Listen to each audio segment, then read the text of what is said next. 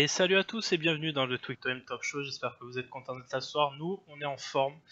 Pourquoi ? Parce que tout simplement l'OM est sur le podium et parce que nous allons faire un talk assez complet avec deux invités que j'avais hâte de recevoir personnellement. Je vais commencer par mon équipe habituelle des présentateurs, avec moi FX. Salut FX. Salut Julien, bonsoir à tous. Je suis avec René. Salut René. Bonsoir à tous. Je suis avec Zempe. Salut Zempe. Bonsoir tout le monde. Donc je suis avec Romain Aering qui est le présentateur du Phocéen et journaliste au Phocéen si je ne m'abuse. Donc salut Romain. Mais tu ne t'abuses. Salut à tous. Ravi d'être avec vous. Et en ce qui concerne Mathieu Grégoire, donc il doit boucler un papier, donc il va arriver d'ici une petite dizaine de minutes. Donc il va nous rejoindre pendant le talk, ne vous inquiétez pas. Donc je vais vous présenter le sommaire de ce soir comme d'habitude. Donc quand OM le débrief, on va regarder ce qui a été, ce qui n'a pas été. Tout simplement, je pense, dans l'ensemble, ça a été plutôt positif, on en reparlera. Deuxième partie, on va faire encore un petit focus sur les joueurs, à savoir les pièces maîtresses de cet effectif et ceux qui ont peut-être été un petit peu en dessous. Partie 3, je l'ai intitulé le Big Four bataille pour le podium. Tout simplement, on a vu les résultats de ce week-end. Aucune équipe du Big Four ne lâche tout simplement ne lâche le podium, hein, donc on va en parler. Petite partie ensuite sur Épinal OM, à savoir la Coupe de France. On va se poser des questions à savoir si on doit faire tourner l'effectif ou non. Et partie 5, questions et réponses des auditeurs. Enfin, questions des auditeurs et nos réponses. Donc tout de suite, on va attaquer par la première partie. Quand OM, je vous ai affiché à l'écran donc les compositions du match. Je vais poser la question habituelle en commençant par l'invité. Comment, Romain, tu as appréhendé ce match ? Est-ce que tu pensais que ça allait être compliqué, sachant qu'on leur avait mis une petite valise à l'aller, comme disait Zambo. Donc, comment tu as appréhendé ce match ? J'étais à la fois inquiet parce que chaque fois qu'on se déplace à l'extérieur, il y a toujours un doute, un truc, on se dit on va peut-être tomber dans un piège, Vercoutre va peut-être faire le match de sa vie, tout ça. Et à la fois, j'étais quand même serein et rassuré par les dernières sorties de l'OM, que ce soit à l'extérieur et surtout à domicile, où on avait su, notamment contre les petites équipes, maîtriser globalement bout en bout la partie. Ça a encore été le cas. Donc, inquiet, mais rassuré très rapidement. D'accord. Toi, FX, est-ce que tu faisais ce même constat, toi qui t'es déplacé, au même titre que Romain, à Caen ? Moi, je suis tombé dans des calculs parce que faire 4 victoires en un seul mois, c'est très compliqué. Peu d'équipes y arrivent réellement. Donc, du coup, j'avais misé pour un petit nul à Caen pour être sûr de gagner contre Monaco. Et j'ai un petit peu peur de l'inverse. Mais bon, tant pis, on va prier pour une belle série. Mais donc, j'étais parti pour un match nul, on va dire, de bon augure. Vaut mieux prendre un point à l'extérieur et taper une grosse affiche chez nous. Donc, moi, un nul gagné à l'extérieur, un bon petit point. Je le voyais comme ça.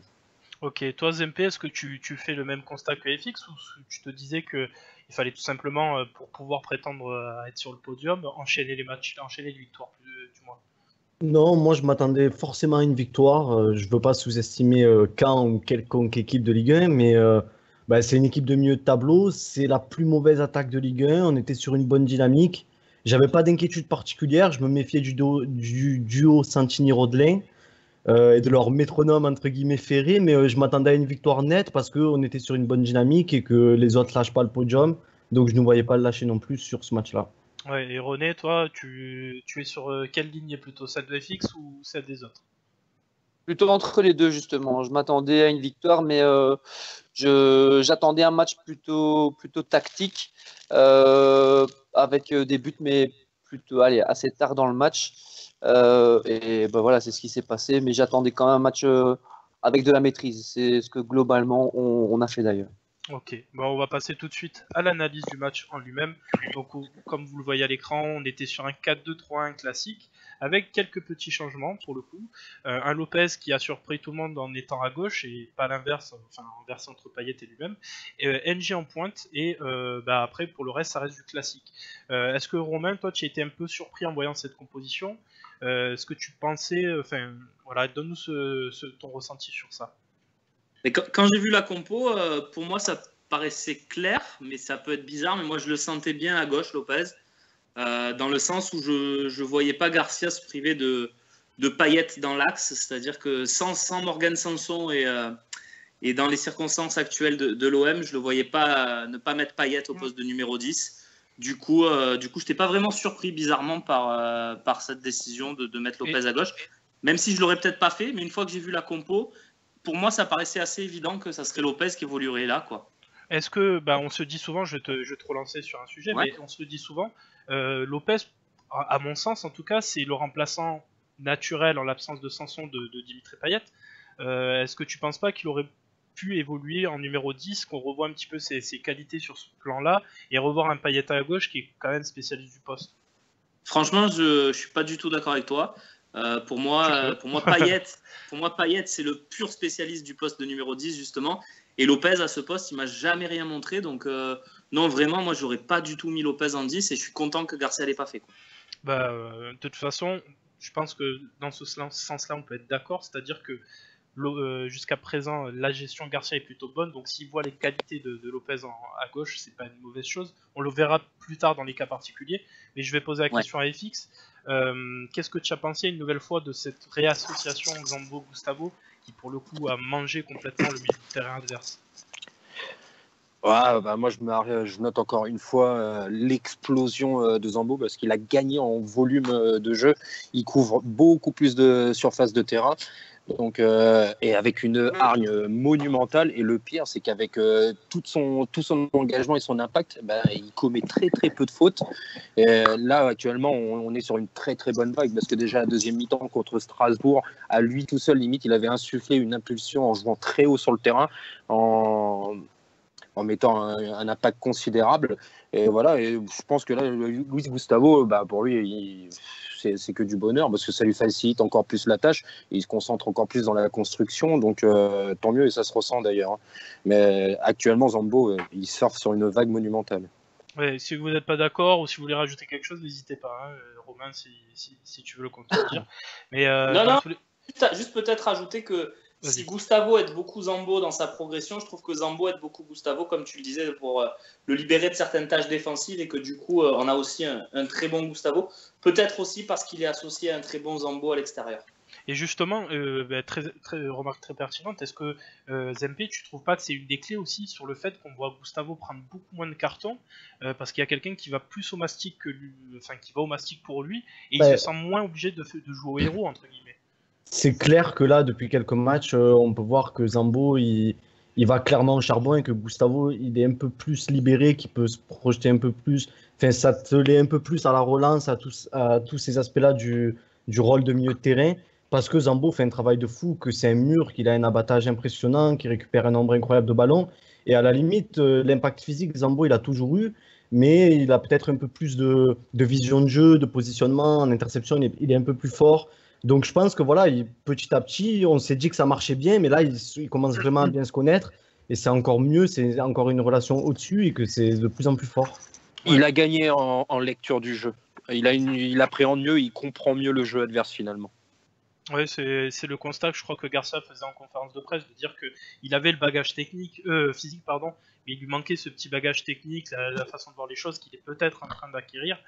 Ça, on en est tous convaincus. René, on a dit beaucoup d'éloges jusqu'à présent, mais il y a quand même eu un match en demi-teinte avec une première mi-temps où au final, ce qui a été remarqué le plus souvent, c'était les déchets techniques. Donc comment tu peux expliquer, alors on explique ça peut-être par la pelouse, mais il y a quand même des signes qui trompent pas, c'est-à-dire les passes qui il y a peut-être un peu de fatigue due à l'accumulation de matchs. Il y a eu la trêve, on a repris sur un rythme quand même assez élevé au niveau du calendrier. Donc voilà, c'est pour ça aussi que qu'il faut se montrer patient pendant des matchs comme ça où on sait bien que la différence ne va pas se faire dans le premier quart d'heure, surtout quand on joue à l'extérieur. Donc à mon avis, la fatigue entre vraiment en cause pour ce genre de match et ce genre de déchets techniques au début peut-être. Ouais, Romain, est-ce que tu fais le même constat, toi qui étais à Caen, quand tu as vu cette pelouse-là? Est-ce que tu penses que c'est la seule explication, ou il y avait encore... est-ce que le jeu adverse a gêné le nôtre, ou est-ce qu'il y avait vraiment des imprécisions techniques qui n'ont pas eu lieu d'être jusqu'à présent? Franchement, je trouve un peu sévère sur la qualité du match. Après, la pelouse... En première mi-temps, Comment? En première mi-temps, hein, je parle. Oui, bien sûr. Mais après, pour avoir été sur la pelouse, je la trouvais pas. Elle n'était pas aussi catastrophique que ce qu'on a pu entendre. Elle était médiocre, mais on a vu beaucoup pire. Non seulement au Vélodrome, déjà les saisons précédentes, pour moi c'était pire. Là, elle était un peu grasse en fait. Mais je ne pense pas que les imprécisions techniques s'expliquent toutes par la pelouse. Par contre, c'est vrai que la première mi-temps, elle était décevante, mais ça a peut-être aussi permis la bonne deuxième mi-temps qu'on a eue. C'est-à-dire qu'on a eu beaucoup d'impact. On parlait de Zambo tout à l'heure. Zambo, il les a mangés au milieu. Du coup, en deuxième mi-temps, je pense qu'on a pu profiter aussi d'une certaine fatigue des Canets, qui eux aussi avaient enchaîné 3 matchs en 7 jours. Ouais, c'est vrai, on le souligne pas assez. C'est là, pour le coup, toutes les équipes étaient un petit peu dans ce mode-là d'avoir enchaîné quelques matchs. Est-ce qu'aussi on peut expliquer, ça fait quand même 2 matchs où on fait des débuts plutôt timides, est-ce que ça peut s'expliquer que précédemment dans la saison, on prenait des buts très très rapides parce qu'on avait du temps à se mettre en place. Donc est-ce qu'il n'y a pas certaines méfiance due à l'enchaînement des matchs qui s'instaurent pour pouvoir justement ne pas encaisser de buts très rapidement, FX? Ouais, il y a peut-être des consignes de faire attention dans l'engagement physique, et donc il y a peut-être un peu d'attentisme. Et c'est vrai que sur les 2 mi-temps, Strasbourg et Caen, on a vu qu'en deuxième mi-temps, on est 2 sur le receveur du ballon adverse. On met beaucoup plus de poigne. Donc peut-être qu'en première mi-temps, il y a une canalisation, on va dire, de l'effort. C'est pas impossible. Pour en revenir à l'état du terrain, par contre, du stade, ça se voyait quand même bien qu'à gauche, pour la première mi-temps, le ballon, il avait quand même vachement de mal à rebondir, et même dans les conduites de balle, la balle était lourde à porter, hein, c'était évident. Après, comme disait Romain, moi je ne trouve pas que c'est ce qui nous a le plus gêné, c'était surtout les transitions qui étaient un peu compliquées. René, je vais te lancer sur un sujet. On voit aussi donc certains, je dis pas que c'est notre avis, mais certains sur Twitter trouvaient que Sakai à gauche c'était plus possible. Qu'est-ce que tu en penses? Moi au contraire, je pense que c'est un remplaçant logique, même si offensivement t'y paumes, quoi. Bah, tu viens de tout dire. En fait, oui, c'est pas, ça vaut pas du Jordan à ma vie, mais dans le cas présent, quand il faut un peu bricoler, ça tient la route, c'est plutôt cohérent. Donc, dans l'ensemble, bah, voilà, on commence à connaître Sakai avec ses qualités, ses défauts. Et bah, ma foi, il a plutôt bien tenu son rôle en tant que latéral gauche pour le match. Ouais. Menez en a dit le plus grand bien, encore une fois, de Sakai. Ouais. Je vais juste poser une question à Romain. Toi, par exemple, dans l'idée où on serait qualifié l'année prochaine pour la Champions League, est-ce qu'un Sakai, tu peux le considérer titulaire pour l'an prochain? Au poste de latéral droit? Ouais. Ben moi, j'ai beaucoup d'espoir sur ce que fait Bounassar. Donc, pour moi, il est même devant Sakai aujourd'hui. Donc, c'est un peu bizarre ce que je te réponds. Moi, je considérerais limite Il y en a beaucoup qui pensent comme toi. Hein, ouais, je considérerais limite que Bounassar peut être une très belle doublure pour un latéral qu'on recruterait. Donc, tu serais prêt à te séparer de Sakai, entre guillemets? Dans le foot, faut pas faire forcément des sentiments. Après, faut voir aussi, c'est toujours pareil, le marché, quoi. Mais moi, à la limite, tu me dis on garde Sarr et Sakai, ça me va très bien. Il y a d'autres postes prioritaires. Sakai peut rester une doublure polyvalente, et donc même à gauche pour Amavi. Donc finalement, on va avoir un problème de riche dans un sens, et tant mieux. À gauche, je suis pas sûr. À gauche, je suis pas sûr que ça soit vraiment une solution de long terme, parce que moi, à gauche, je le trouve quand même. Il est maladroit avec son pied gauche, il a beaucoup de mal dans les situations offensives. J'ai du mal avec Sakai à gauche, mais bon, pourquoi pas hein. C'est vrai que c'est peut-être pas le poste où il faut absolument recruter dans la minute, quoi. C'est moins alarmant, on va dire. Zempe, je vais te lancer sur, on va dire, le dernier point de cette première partie, enfin, un des derniers points de cette première partie, de première partie, pardon. La défense, on en parle très peu au final, au fil du temps. Pourquoi? Parce que tout simplement, il n'y a rien à dire, elle est impeccable. Qu'est-ce que tu penses de l'association Rami-Rolando? Est-ce que tu penses qu'on doit lui re-signer 1 an de plus, comme certains comme Rudy Garcia voudrait le faire, ou 1 an ou plus d'ailleurs? Et est-ce que tu peux nous parler un petit peu de ce que tu penses de Rami? Voilà. C'est une question complète. Est-ce que Zempe t'es là déjà? Ouais, je suis là. Désolé, j'ai eu un petit bug. Donc, tu m'as parlé de la défense. Moi, Rolando, je le signe 1 an supplémentaire. Ouais. Ça, c'est sûr, parce que je pense que. Enfin, je crois pas beaucoup à Abdenour, en fait. Ça, c'est un fait. Moi, il faut savoir, ma position sur Rolando est quand même pas mal.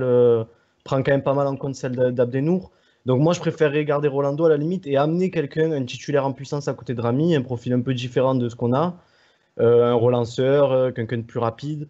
et garder Rolando en doublure parce qu'on sait de quoi il est capable.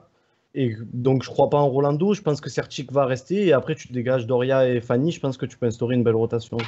Ouais. Donc, on vient d'accueillir à l'instant même Mathieu Grégoire. Donc, bienvenue, Mathieu.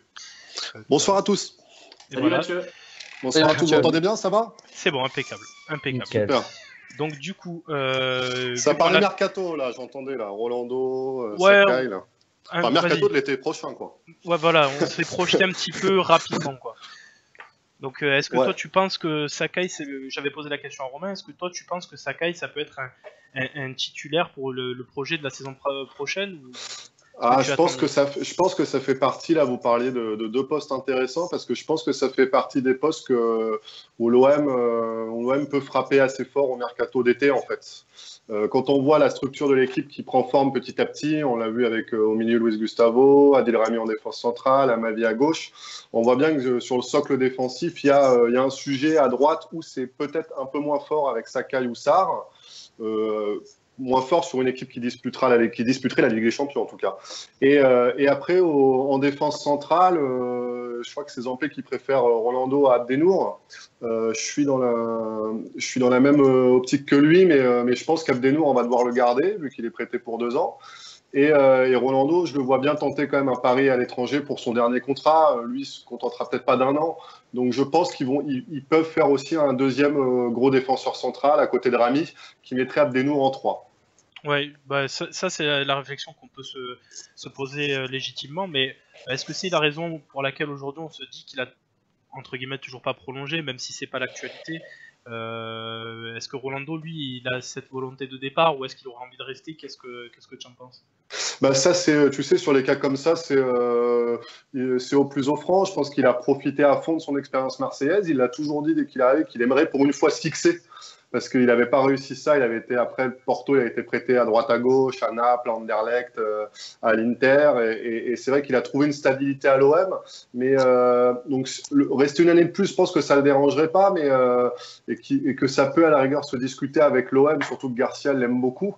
Mais lui, il aura aussi forcément des offres, des contrats de 2-3 ans, peut-être en Russie, au Portugal ou ailleurs, voire même en Italie encore. Donc, effectivement, est-ce que l'OM pourra rivaliser avec un contrat de 3 ans et aura intérêt à rivaliser? Pas forcément. Ok. Zempé, je te laisse parler parce que tu voulais rajouter un petit point sur Sakai. Ouais, je voulais juste dire une petite chose sur Sakai Sarr. Parce que Romain parlait de sa préférence. Moi, je pense surtout que ça va dépendre de l'opportunité que tu as pour prendre un latéral droit et d'adapter le profil de la doublure. Par exemple, si tu vas chercher un Léo Dubois, c'est peut-être plus intéressant d'avoir un Sakai pour un match où tu veux plus défendre, où tu auras vraiment un joueur de devoir. Et Sarr, Dubois, tu as quand même 2 joueurs plutôt offensifs, même si Dubois est capable de belles choses à son poste, même Sarr qui a certaines lacunes de métier. Mais je pense qu'il va falloir adapter aussi le profil l'un à l'autre. Ouais, et Zampé, là où tu soulignes un point intéressant, c'est que Sakai, effectivement, je pense qu'il peut être le bon soldat, qui peut se contenter d'une situation de doublure, ou en tout cas de jouer Exactement. un peu moins, Et qui peut dépanner. Et voilà, qui peut dépanner. Et puis en plus, il sera, à mon avis, vu comment ça tourne sur ce mercato d'hiver, et j'ai encore appris l'intérêt de certains clubs pour ça. À mon avis, Sarr sera beaucoup plus bankable que Sakai cet été. Donc voilà, je vois plus Sarr partir effectivement que Sakai. Ouais, on fait juste un petit détour rapidement sur un point de vue statistique, même si ça ne veut pas dire grand-chose. On peut le voir quand même que on n'a pas beaucoup. Alors habituellement, la stat de base au niveau des tirs, c'est à peu près une 20aine de tirs par match. Là, pour le coup, on n'a pas beaucoup tiré au but, mais on a quasiment tout cadré. Donc, est-ce que vous pensez que d'un point de vue là, ça corrobore ce qu'on disait un petit peu avant, hein, c'est-à-dire une équipe qui était plutôt fatiguée, qui avait peur tout simplement de perdre son match dans un premier temps et ensuite qui a enfoncé le clou dans un deuxième temps, René? Oui, bah voilà, hein, on espérait vraiment gagner ce match-là. C'est vrai qu'à mon avis, on a abordé le match avec peut-être un peu plus d'appréhension que Strasbourg. Parce que voilà, comme on a dit au début de l'émission, devant ça cavale. Nos concurrents mettent la pression tous les week-ends, donc nous, on doit le rendre coup pour coup. Maintenant, c'est vrai que bah voilà, on est certainement plus réaliste. Il y a peut-être moins de tirs qu'il y a quelques semaines, mais c'est plus souvent cadré, c'est plus souvent dangereux. Donc, ma foi, c'est pas plus mal, à vrai dire. Ok, on va pas s'attarder plus parce qu'on a dit beaucoup sur la tactique. Un petit point classement pour dire que l'OM est actuellement donc 3e suite à l'exploit de Lyon hier soir. Donc on y reviendra dans la 3e partie. On va passer sur les cas particuliers, à savoir le focus sur les joueurs. Donc tout simplement, Romain, je vais commencer par toi, puisque tu trouvais que Maxime Lopez est peut-être un meilleur choix pour le placer à gauche. J'ai affiché à l'écran donc ses statistiques de match. Qu'est-ce que tu as pensé de sa prestation dans l'ensemble? Déjà, j'ai pas exactement dit que je pensais que Lopez était un meilleur choix à gauche. Hein. Non, mais entre Payet et lui, du moins. Ah oui, entre Payet et lui, oui. Je l'ai pas trouvé bon du tout, Lopez. Un peu meilleur en deuxième mi-temps une fois qu'il a fallu gérer le score. Par contre, je l'ai pas trouvé intéressant sur le côté gauche. Je l'avais trouvé un peu plus intéressant à droite et encore. Non, moi, Max Lopez, je l'aurais pas mis. Hein, mais après, une fois que tu as la compo et qu'il y a Lopez dans le 11, effectivement, pour moi, il pouvait jouer que là. Mais non, moi je pense qu'il a fait un match avec les qualités qu'il a actuellement, c'est-à-dire qu'il n'a pas perdu beaucoup de ballons, qu'il est allé au charbon sur les mecs, il est monté au pressing, voilà, il a fait ce qu'il sait faire dernièrement. Donc pour moi, en tant qu'ailier gauche, ça n'a pas été terrible. Par contre, tout ce qui est plutôt milieu gauche, on va dire défensivement, je l'ai trouvé correct. Voilà. Ouais, on le voit, hein, ça corrobore vraiment ce que tu dis, puisqu'il y a le nombre de duels qui est assez important dans l'ensemble. Ouais, je vois ça. Est-ce que tu trouves, toi, Mathieu, que Max Lopez a toujours pas trouvé réellement sa place dans ce système-là, en tout cas? Oui, tout à fait. Ouais. Effectivement, Max Lopez était beaucoup plus à l'aise. C'était typiquement, pour moi, hein, le joueur de 4-3-3 dans l'axe, en fait. L'an dernier, avec un mec qui ratissait derrière comme vainqueur. Job qu'on a voulu redonner cette saison à Luis Gustavo, mais on voyait une équipe un peu coupée en deux. Et puis Luis Gustavo se sent plus à l'aise avec un deuxième milieu relayeur. Donc effectivement, ouais, moi j'aime bien quand il est dans l'axe et qu'il part, et qu'il a le jeu devant lui et qu'il est assez loin en fait, parce que c'est pas forcément un joueur de débordement. En 10, il est encore un petit peu light pour moi. Moi, ou alors, en 4-3-3 ou dans l'axe, ou alors en 4-2-3-1 à domicile, quand on le voit, où là il y a eu des prestations. Moi, je trouve que c'est là qu'il a été le plus intéressant. Quand il était à côté de Luis Gustavo, quand l'OM a met la pression, fait un fort pressing à la possession, où il peut distiller quand même beaucoup de ballons. Il a la chance aussi, c'est vrai, d'avoir Luis Gustavo, donc autant en profiter, parce qu'on dit que Luis Gustavo fait beaucoup briller Anguissa. Il fait aussi énormément briller Maxime Lopez, parce qu'il court, il récupère pour deux. Donc ouais, voilà, sur un 4-2-3 à domicile avec Luis Gustavo à côté, je pense que, sur ce que j'ai vu cette année, c'est son meilleur rôle pour moi. Ouais, est-ce que FX, toi, tu es d'accord avec ce que dit Mathieu? Et de toute façon, je précise qu'on le soulignait un petit peu aussi dans le précédent talk, Gustavo bonifie beaucoup de joueurs à ses côtés. Donc, vas-y.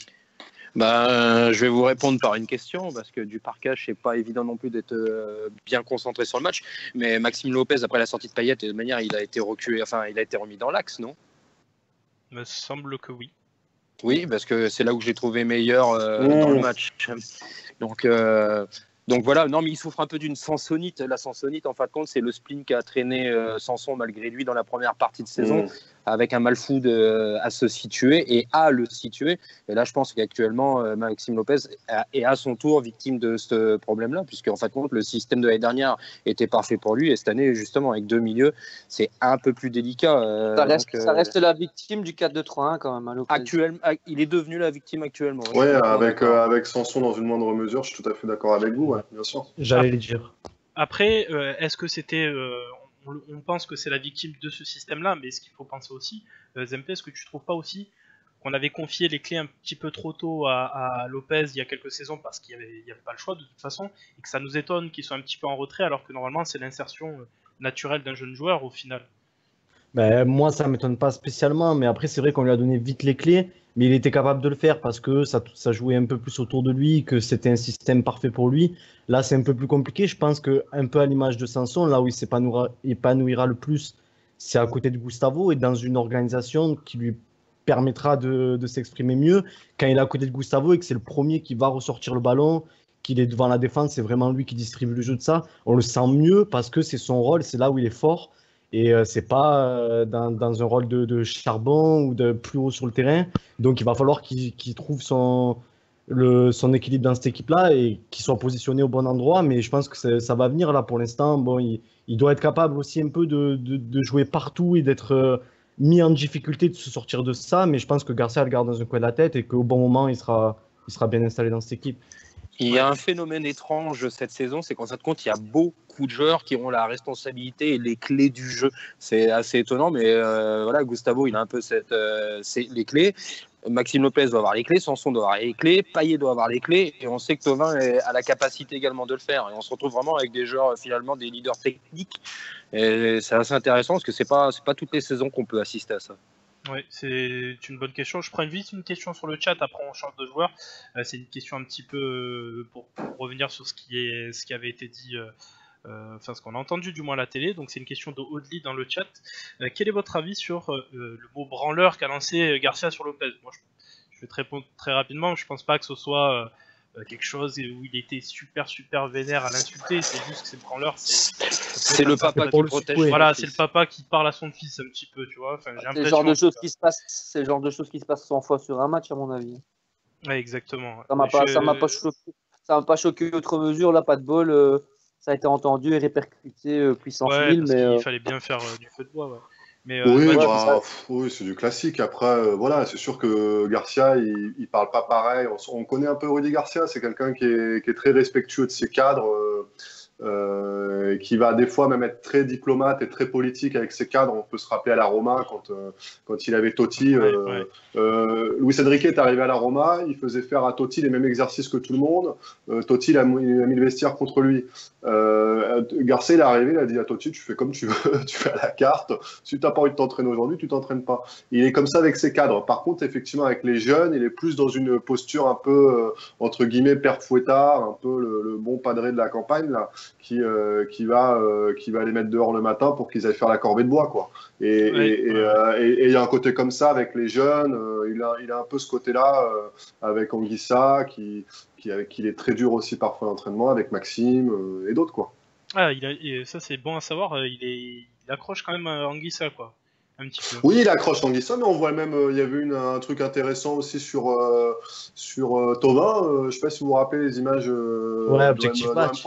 Ou d'Objectif Match, pardon. Oui, quand il lui dit ça c'est de la merde, Florian. Ouais. Je pense qu'il se permet des trucs comme ça. Et d'ailleurs, avec Florian, il est très dur, moi je trouve. Enfin, j'ai toujours trouvé qu'il était il avait une posture beaucoup plus dure qu'avec un Payet, dans le sens où pour lui, c'est un jeune joueur qui doit encore prouver, quoi.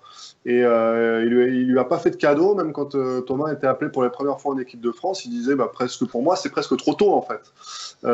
Et donc Garcia, il y a un côté, je pense aussi comme ça, qui est de pousser, titiller les joueurs les plus jeunes de son effectif, beaucoup plus que les plus vieux. Pour l'instant, on peut pas lui reprocher puisque c'est plutôt concluant, donc on va passer. C'est sa méthode, ouais. C'est ça qui est bien chez lui et ce qu'on se rend compte, il faudra un jour le dire à tous ceux qui l'ont critiqué avant. Au final, sa gestion n'est pas si mal que ça. On va passer au prochain joueur, donc le métronome de l'équipe, entre guillemets, le joueur qui bonifie cet effectif, qui est le liant à la fois sur l'attaque et sur la défense. Pardon, j'ai nommé Luis Gustavo. Toi, Romain, est-ce que comme on a pu l'entendre sur certaines radios parisiennes, ça t'étonne réellement de voir un joueur de ce calibre-là à l'OM maintenant ? Oui et non, c'est-à-dire que sur l'instant T, on peut se dire qu'il est au-dessus du lot. Il pourrait, par exemple, je sais pas, jouer au PSG devant la défense, ça ferait pas tâche du tout. Mais au moment où il arrive, c'est pas le Luis Gustavo d'aujourd'hui. C'est un Luis Gustavo qu'on annonce vieillissant, qui a fait plusieurs saisons en Allemagne, qui finit sur Wolfsburg. Wolfsburg qui est au bord du précipice, il est pas flamboyant à Wolfsburg. Donc quand il arrive, pour moi, c'est pas illogique de le voir arriver à l'OM. C'est-à-dire que c'est un joueur calibre OM, quoi, au moment où il arrive. Et c'est vrai qu'aujourd'hui, il a pris une telle ampleur que finalement, on se dit c'est un super coup, voilà, tout simplement. Donc, non, je ne suis pas forcément d'accord avec cette analyse de dire qu'il est trop grand pour l'OM. C'est l'OM qui l'a rendu aussi grand aussi ces dernières semaines. Parce que les dernières saisons, j'ai vu 2-3 matchs de Gustavo les dernières saisons. C'était pas. Voilà, c'était plus mode sénateur que véritable leader technique d'une équipe. Bien sûr. Mais est-ce qu'on peut dire aussi que Luis Gustavo... Alors moi, personnellement, je trouve qu'il y a un changement déjà entre le Luis Gustavo de ce début de saison et celui de maintenant. C'est-à-dire qu'il d'un point de vue des cartons, il en prend beaucoup moins. Pourquoi ? Parce qu'il se sent moins obligé d'être partout sur le terrain et de à tout prix faire le geste pour absolument récupérer le ballon. Est-ce que ce changement de mentalité est réellement dû parce qu'il se sent bien dans ce collectif et qu'il commence à avoir une certaine confiance qui s'installe entre chaque joueur, tout simplement. Mathieu ? Je pense qu'il a régulé, qu'il a effectivement régulé son comportement, en fait, qu'il s'est adapté à la Ligue 1. Parce qu'il le disait d'ailleurs, dans le documentaire un peu sur lui là, sur le site de l'OM, que déjà il a vu les différences flagrantes entre le championnat allemand et les championnats français. Ça, c'était hyper intéressant ce qu'il disait, justement, parce qu'on parlait de l'espace qu'il a pris dans l'équipe. Il a pris un espace en fait qui lui est laissé parce que à l'OM il n'y avait pas de leader technique comme ça. Payet était blessé. Derrière, c'était une équipe qui se cherchait, qui se construisait. Et puis en France, comme il disait, on fait plus, on valorise plus les qualités peut-être qu'en Allemagne où on est sur, tu vois, c'est du taylorisme un peu. Tu vois, c'est la répartition du travail et personne ne se met en avant. Sakai dit exactement la même chose quand j'avais vu l'an dernier après son arrivée à Hanovre. Il disait pareil, il disait en France en Allemagne ce que font des Thauvin ou des Lopez, cette grande liberté qu'on laisse aux créateurs de perdre. Thauvin, il perd parfois jusqu'à 30 ballons ou 30 à 40 ballons par match, ce qui est énorme. Et ben il n'y a pas ce côté-là en Allemagne où on va peut-être mettre moins en valeur les individualités. Donc Gustavo, il a pris cet espace-là. Il s'est adapté au championnat de France, il s'est régulé, je pense, sur les duels, il a vu ce qu'il avait à faire pour récupérer les ballons sans forcément mettre des brins. Il en met toujours. Si on voit bien, il met quand même, il met des coups et tout. Et je pense aussi qu'il est bien en rythme aussi. Il était en début de saison, il était un petit peu moins fort. Je me rappelle notamment à Monaco, ça avait été compliqué pour lui. Il n'avait pas surnagé comme il a pu surnager sur d'autres matchs où l'OM était un peu moins bien, par exemple à Lille. Et je pense que ça, c'est aussi le rythme qui est rentré. Et le déclic pour moi, il est vraiment sur le match à Nice, quoi, où là, il prend une confiance folle malgré d'ailleurs son carton rouge. Ouais. Et les gars, il y a aussi une explication tactique aussi, tout simplement. Quand on jouait en 4-3-3, il était vraiment livré à lui-même au milieu. Tout à fait, Romain. Tout à fait. Il n'existait pas défensivement, donc il était obligé de colmater toutes les brèches. Là, avec un Zambo à côté, notamment sur les matchs à l'extérieur, comme tu disais, je ne sais plus qui tout à l'heure, il n'a plus besoin d'aller à l'impact, à tous les duels. Il a un Zambo à côté, il a les mecs sur les côtés qui font les efforts. Il est beaucoup moins impliqué défensivement, bizarrement. Il coupe beaucoup plus les trajectoires. Il est beaucoup plus sur la lecture du jeu que sur les duels, en fait. Mais c'est une question aussi d'état d'esprit, parce que je pense que tu parlais de toi, Romain, je crois qu'il parlait du train de sénateur qu'il avait un peu sur Wolfsburg. Non, c'est FX. Ou FX, ouais. Il y a un côté un peu, c'est marrant parce qu'on en parlait hier avec des internautes, des tweetos, on en parlait de la saudade un peu qu'ont certains Brésiliens des fois, et qui font que quand ils sont plus dans un truc, ils ont une sorte de spleen et ils sont un peu moins bons. C'est ce qu'a Fabinho, parce qu'on parlait de Fabinho un peu à Monaco, qui est bien moins rayonnant que l'an dernier. Et je pense qu'il avait un petit peu ça en Allemagne où il était dans une équipe qui coulait un peu et peut-être qu'il se reposait peut-être un peu sur ses acquis, un peu plus par contre. Et en début de saison, effectivement, de voir cette équipe qui était coupée en deux, je pense que ça lui a pas forcément plu. Et aujourd'hui, quand il voit tout le monde faire les efforts, quand il voit tout le monde appliquer, il dit tout le temps les duels, il voit tout le monde s'appliquer, être au contact avancé, je pense que c'est aussi quelque chose qui le galvanise et qui le porte lui-même vers le plus haut niveau. Ouais. Je voudrais rajouter deux choses, moi. La première, c'est qu'en plus, il a la chance cette année d'être entouré de joueurs pros. Quand je parle de pros, je parle de Rolando, je parle de Sakai. Voilà, des joueurs qui ont quand même vraiment une mentalité super fiable. Et il y a un aspect extérieur, mais au Bayern de Munich, il était soldat. À Wolfsburg, il était soldat leader, mais à Marseille, il est aussi devenu une idole. Et je pense qu'il y a aussi cet aspect-là où il a un champ à sa gloire. Et peut-être qu'aussi, ça lui donne, ça le transcende, je pense, forcément. Mais c'est peut-être nouveau aussi pour lui d'avoir un rôle d'idole. Et de star, quelque part. Il y a des fois, ça match. L'autre fois, au Fossé, on me demandait pourquoi Mitroglou, il est passé de 40 buts à Benfica à 3 pauvres pions à Marseille. Il n'a pas perdu tout son football en un an. C'est aussi des fois, ça correspond. Il faut trouver sa place dans une équipe, il faut que ça matche. Et ça matchait pour Mitroglou à Benfica et pas à l'OM. Et je pense que ça matchait plus trop pour Gustavo à Wolfsburg. Ce qui fait que beaucoup d'équipes européennes à qui il était proposé n'ont pas été sur lui. Il avait été proposé à plein d'équipes, Milan AC, plein d'équipes. C'était l'Inter finalement et l'OM après qui était à la fin en back-to-back en concurrence pour le recruter. Mais on se disait il vaut très cher en salaire, hein, 100 ans, et il apporte plus trop de garanties. Et en fait à l'OM, ouais, ça a matché tout simplement. Voilà, et c'est une belle osmose donc effectivement, ça fait un beau transfert. On va avancer un petit peu, je suis désolé parce qu'il y a quand même il y a encore pas mal de choses à dire. On va passer sur le cas particulier, je vais te donner la parole Zempe.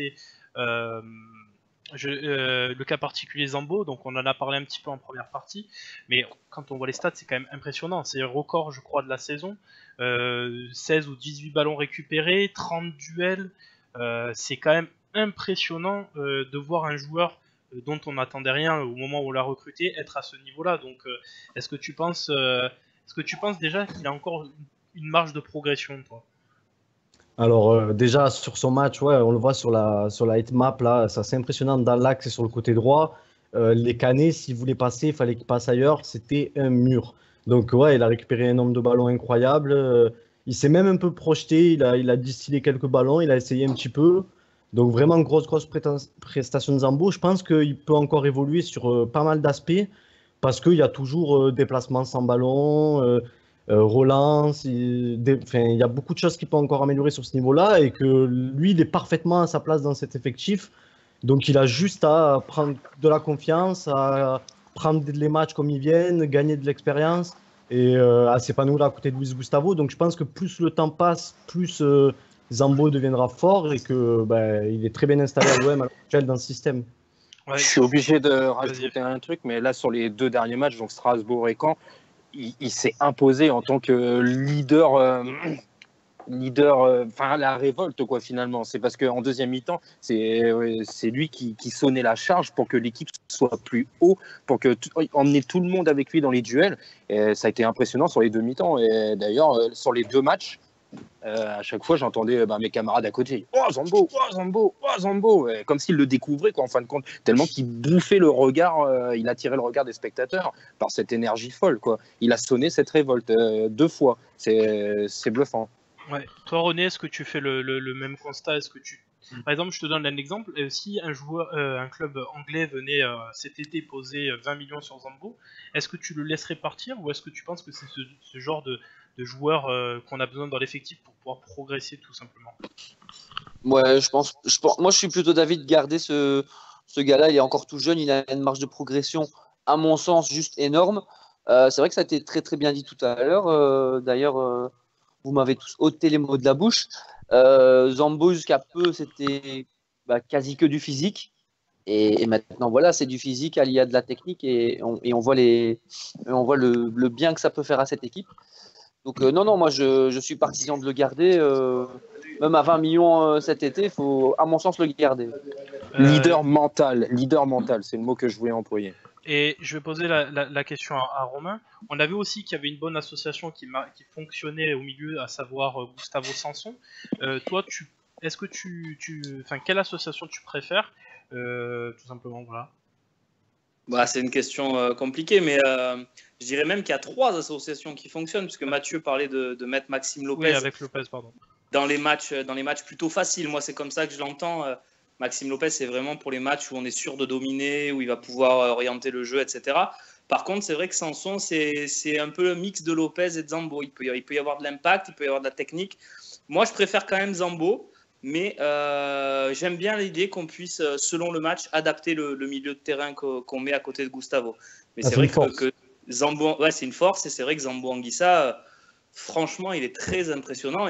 Et honnêtement, 20 millions d'euros, ça va paraître fou, mais 20 millions d'euros sur ce qu'on voit du marché anglais, 20 millions d'euros, et on peut rigoler quand on nous appelle et qu'on nous propose 20 millions d'euros. Ouais. Non après, moi, je suis assez d'accord avec toi, et ça prouve bien que on peut avoir aujourd'hui un problème qu'on n'avait pas à l'OM à l'époque, c'est-à-dire, tout en gardant ce système-là, on peut avoir plusieurs profils de joueurs qui impulsent des choses différentes à cette équipe-là. Oui. ça peut s'expliquer par exemple quand tu mets un Sarr à droite pour avoir peut-être un peu plus un côté droit offensif, ou Zambo au milieu si tu veux avoir plus d'impact. Et ça, tu me dis ce que tu en penses, mais est-ce que tu es d'accord avec moi pour dire que c'est des choses qu'on n'avait peut-être pas ces dernières saisons? Bien sûr, et tout le mérite pour moi en revient à Garcia. Hein. J'ai été un des premiers, j'étais parmi ceux qui le critiquaient évidemment et qui souhaitaient même son départ à un moment, hein, après Monaco et Rennes, mais force est de constater que c'est lui qui a imposé ce retour tactique en 4-2-3-1, que c'est lui qui a essayé Maxime Lopez à ce poste et que ça fonctionne, que c'est lui qui a donné une confiance incroyable à Zambo depuis son arrivée même à l'OM. Non, moi je trouve que c'est déjà très bien d'avoir toutes ces options tactiques. Mais par exemple, Sarr à droite, c'est Garcia qui l'a créé ce truc. Donc Ocampos à gauche, ça marche très bien aussi, je trouve. Ouais, voilà, il y a des trucs, voilà, des options qu'on a et qu'on ne pensait pas avoir. Et pour moi, vraiment, le mérite, pour le coup, on revient à Garcia. Il a du mal sur le poste d'avant-centre. Voilà, c'est le seul truc. Julien, si je peux me permettre de rebondir. Vas-y, René. Si je peux me permettre de rebondir sur ce que Romain vient de dire, il y a pas mal de critiques malgré tout sur Sarr en latéral droit. Faut pas oublier que c'est un nouveau poste pour lui et qu'en 6 mois, le gars je trouve, a appris beaucoup et montre vraiment de réelles aptitudes et de réelles facultés à ce poste. Alors bien sûr, défensivement, il y a du travail, mais quand tu vois en 6 mois ce qu'il est capable de faire, c'est plutôt encourageant. Donc je trouve un peu dur les critiques qui s'abattent sur lui par moment. Excuse-moi, juste, il suffit de voir le match qu'il a fait à Rennes contre Ismaïla Sarr et on peut comprendre les progrès qu'il a fait pour moi. C'est vrai. Il faut reconnaître à Garcia finalement l'homogénéité de l'effectif, et puis c'est surtout qu'il faut lui reconnaître, il faut avoir l'honnêteté intellectuelle de dire qu'il fait progresser les joueurs finalement, beaucoup de joueurs en tout cas. Ouais, ça c'est pas forcément un constat que beaucoup faisaient en début de saison. On en a fait partie parfois, on l'a plutôt soutenu sur d'autres points. Moi je partais du principe qu'un entraîneur qui arrivait à donner quelque chose d'Ocampos n'était pas un mauvais entraîneur à la base. Ouais, ça on peut quand même le souligner, hein, parce qu'Ocampos maintenant, quand il rentre, je tremble plus du tout, quoi. Je me dis, il va faire le boulot défensif, voilà, quoi, il peut provoquer des choses. C'est peut-être des choses que. C'est ce que je me suis dit vendredi, ouais, effectivement. En voyant rentrer, je suis très bien pour finir le match. Et Dieu seul sait que quand on a prêté Cabella et gardé Ocampos, j'étais pas très d'accord avec Garcia, je comprenais pas pourquoi, et c'est là que tu vois que lui il a vu quelque chose. Là aussi, ça a été lumineux de la part de Garcia. Sur le profil, quoi. C'est ça. Mathieu, tu veux rajouter quelque chose sur ça? Non, juste sur Garcia, on le voit d'ailleurs avec le nombre d'entraîneurs qui bougent aujourd'hui. On est beaucoup sur le prisme de l'entraîneur. Il l'a d'ailleurs dit, Garcia, aujourd'hui en conférence de presse. Il faut quand même aussi reconnaître les mérites et les torts des joueurs. C'est-à-dire qu'ils n'étaient pas à un niveau auquel ils devaient être sur des matchs comme Monaco ou Rennes, surtout contre Rennes, parce que Monaco, c'est vrai que c'était plus pour Garcia. Mais aujourd'hui, il y a aussi des joueurs qui ont su élever leur niveau, qui ont su vraiment répondre aux attentes. Et ça, c'est aussi tout à leur honneur, hein, parce qu'on parle d'un Bouna Sarr, par exemple. Il y a effectivement Garcia qui l'a mis latéral droit. Il y a aussi un joueur qui a 24-25 ans, se dit a l'humilité de se dire j'ai pas de stats en attaquant, je prends la pression, je suis pas bon. Je vais sortir, j'ai quand même un beau contrat, je pourrais organiser des barbecues au bord de la piscine parce que c'est quelqu'un qui est très apprécié dans le groupe et fédérer le groupe, mais je vaux mieux que ça et je vais me relancer en latéral droit. C'est vrai. Et ça, c'est vrai qu'il faut aussi quand même, parce que nous on a tendance, mais c'est normal, hein, c'est un grand club, c'est l'OM, on voit beaucoup sur le prisme de l'entraîneur quand ça va pas comme quand ça va. Faut reconnaître aussi une belle homogénéité, je ne sais plus qui a dit ça, des joueurs. Et sur ce qui est d'Ocampos et Cabella, moi j'ai jamais. Attention, je ne suis pas du tout fan d'Ocampos. D'ailleurs, je chante souvent en disant qu'Ocampos finira latéral gauche comme Sarr a fini latéral droit. Mais parce que je trouve qu'en attaque, je le disais en début de saison. C'est vraiment beaucoup trop inefficace. C'est vraiment beaucoup trop inefficace devant et brouillon. Mais par contre, il faut reconnaître que sur le choix Ocampos-Cabella, vous avez Cabella qui est un joueur peut-être un peu plus beau à voir, mais qui n'a pas finalement tant de stats que ça. Et vous avez Ocampos qui, lui, par contre, défend comme un damné et vous verrouille un couloir. Donc, c'est un choix qui est tout à fait rationnel et très intéressant de Rudy Garcia. Ouais. Dans la conquête du ballon, de toute manière, on peut parler d'une grande performance collective. Pour ça, l'équipe elle répond super bien et c'est un régal à voir. On va juste. Alors, j'avais encore prévu 2 jours derrière, mais je vois aussi le temps et on n'a pas forcément le temps. On va peut-être faire le dernier parce que c'est celui qui cristallise peut-être. On va dire il y a beaucoup de gens qui sont pour, il y a beaucoup de gens qui sont contre, à savoir Dimitri Payet depuis son retour. Certains disent il vaut pas ses 30 millions. Alors moi personnellement je ne sais pas ce que ça veut dire ne pas valoir ses 30 millions, sachant qu'il est quand même, on le voit, hein, il est pas comment dire, il est pas transcendant dans son jeu, mais quand il est pas là on voit aussi la différence. On l'a vu, première période il loupe tout, l'équipe ne produit rien, deuxième période il est un peu plus percutant et derrière l'équipe fonctionne. Romain, toi, livre-nous un petit peu ce sentiment sur Dimitri Payet. Est-ce que tu penses que, comme beaucoup le pensent, c'est une mauvaise affaire? Non, pas du tout, pas du tout, pas du tout. Moi, je fais un constat très simple. Quand il n'est pas sur le terrain, je me fais chier. Voilà, Exactement. je suis cash. Quand c'est Sanson numéro 10, il n'y a pas de jeu, 0 jeu. Alors je dis pas que Dimitri Payet est celui qui crée absolument tout le jeu, mais il apporte un équilibre pour moi indéniable. Il sait où se positionner, il est le lien entre les ailiers, les milieux de terrain. Pour moi, il est indispensable à ce poste de numéro 10 pour l'OM. Alors certes, il a eu une période, je ne vais pas dire qu'il a été exceptionnel depuis son retour, c'est pas vrai. Il n'a pas été bon même par moment. Mais là, cette saison-là, depuis décembre qui revient, je le trouve à chaque sortie, je le trouve juste, je le trouve bon. Je le trouve pas excellent. Il devrait être encore au-dessus parce qu'on attend forcément plus d'un joueur de cette classe. Mais pour moi, il est indispensable et je suis très content qu'il soit à l'OM. Et même si les Chinois venaient avec 30 millions, je le vends pas. Voilà. Clairement, ouais. Dimitri Payet, pour moi, c'est une base indiscutable. Bon, je pense qu'on est d'accord là-dessus. Mathieu, toi, est-ce que tu es d'accord avec cette expression?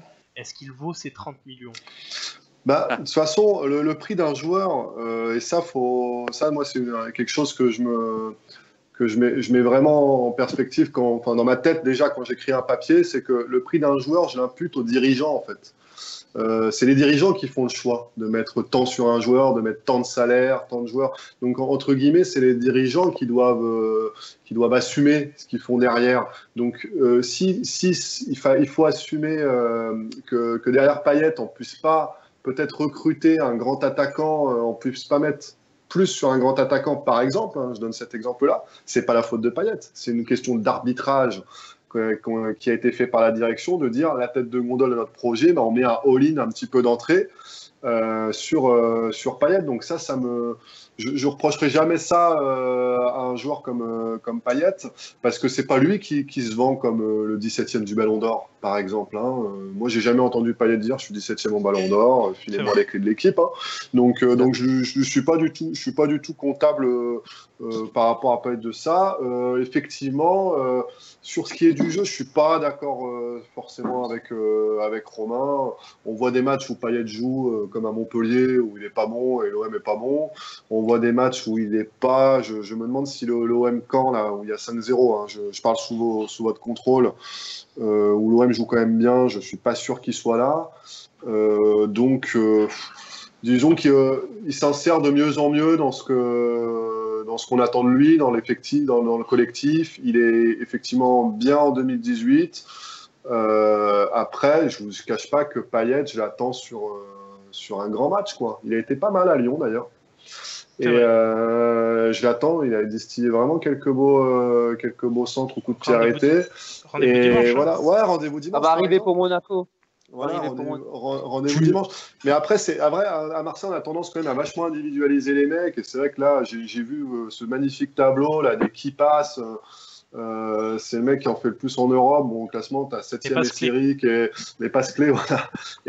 Et en 15e, tu as De Bruyne. Mais ça, sorti comme ça du contexte, ça ne veut pas dire grand-chose. Parce que d'ailleurs, je pense que De Bruyne, par exemple, défend plus que Payet. Et Payet, il est en 10 aujourd'hui, sous Garcia comme sous Bielsa, parce qu'on lui laisse une certaine liberté de créer et de ne pas être attentif aux tâches défensives. Donc, ouais, sortir des stats comme ça d'une équipe, il ne faut pas tout le temps le sortir complètement, parce qu'il est dépendant aussi du jeu de son équipe, Payet. Hein.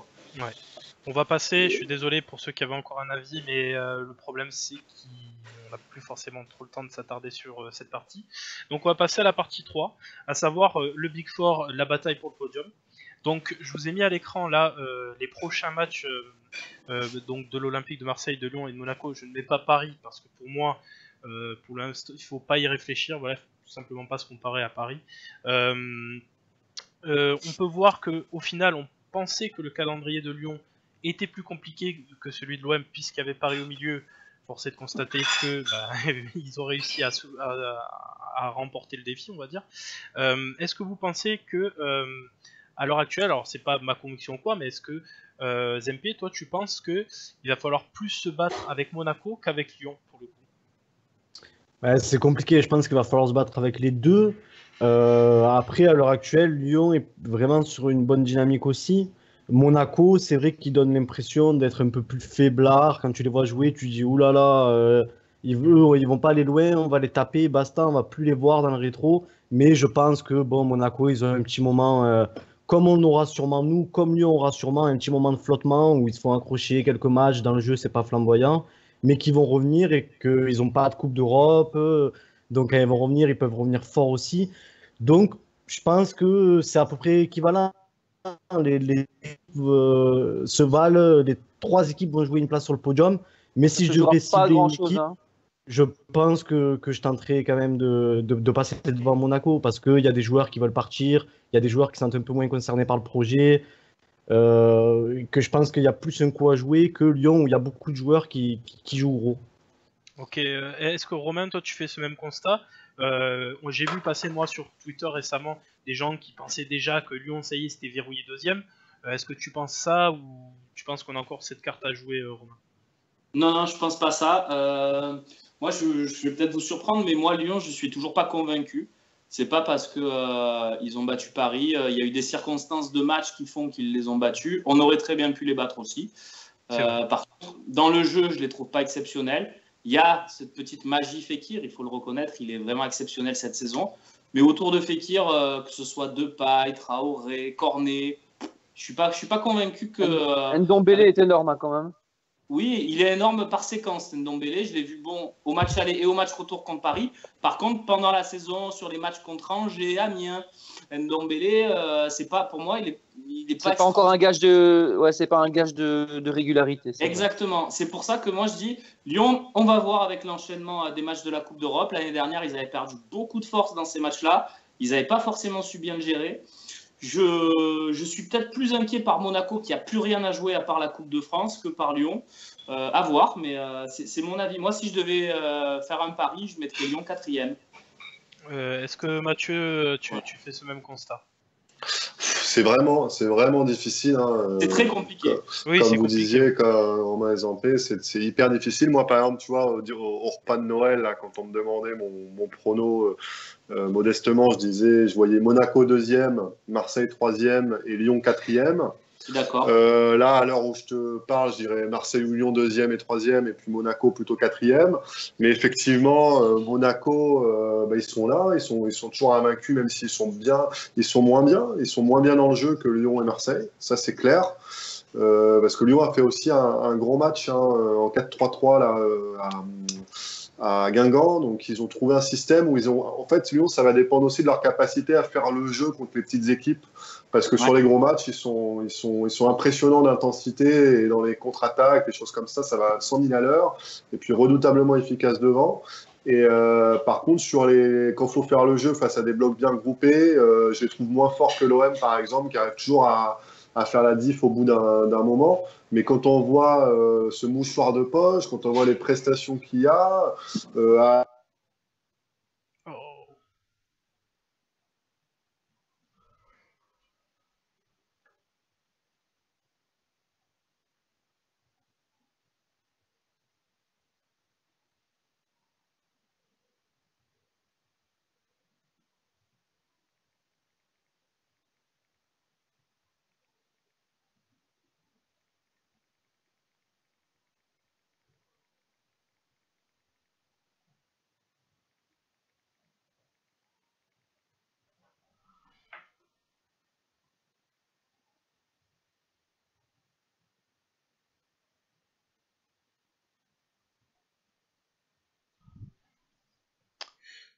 Hop. Allô?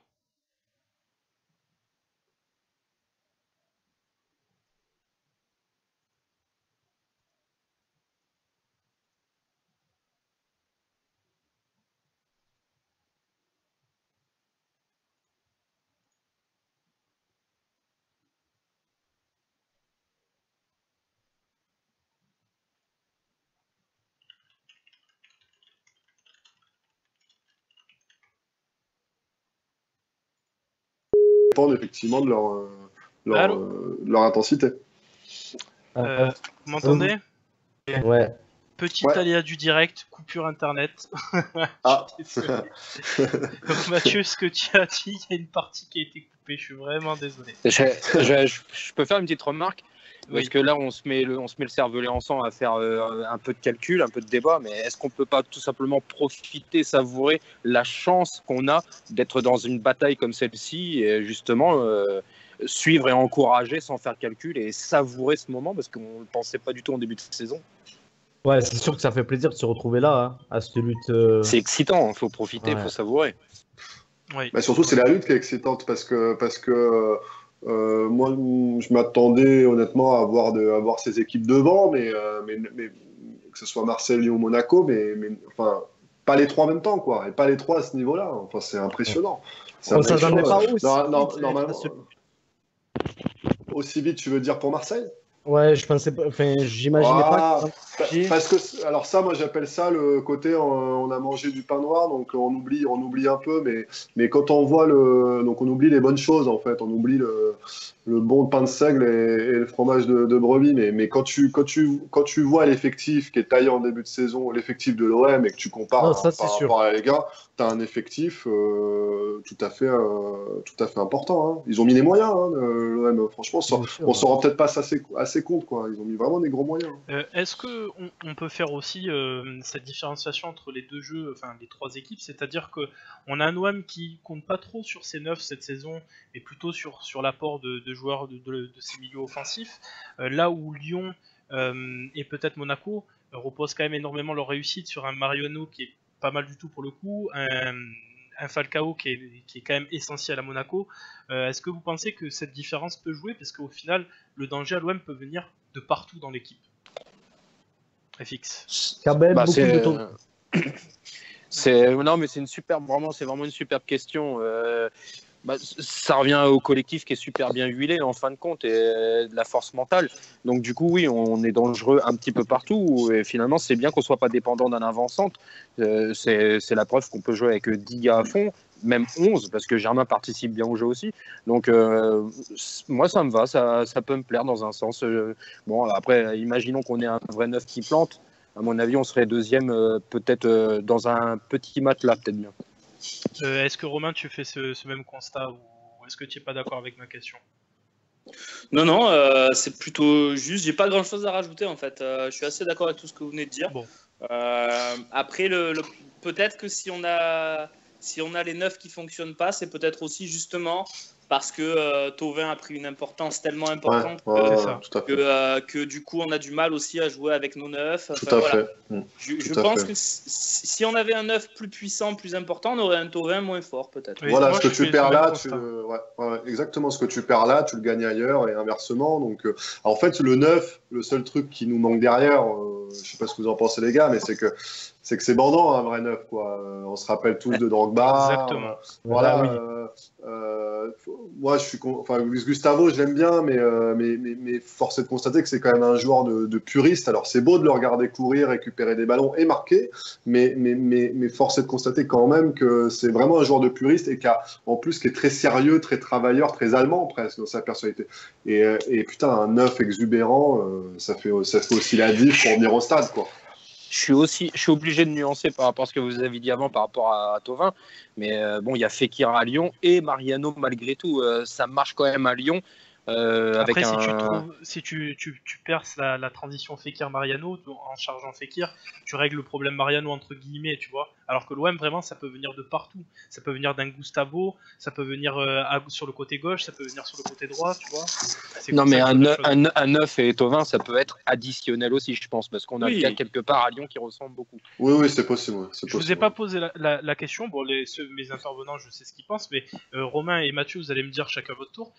Actuellement, quel 9 vous trouvez le mieux ancré ou le plus adapté à ce système-là? De ceux qu'on a des 9 Tu voulais qu'on remette un 9. moi, je te répondrai Germain quand le jeu va vite. Quand le jeu va vite, Germain, il est idéal pour ça. Et ça s'est vérifié à Rennes. Attends, laisse Romain répondre. Toi, je sais ce que tu penses. Mitroglou. Tu es pas sérieux? Ah, Non, mais Faut savoir que J'avais- Julien, c'est le président du fan club de NGA. Hein. Donc, Ouais, non, non, mais- je pose la question.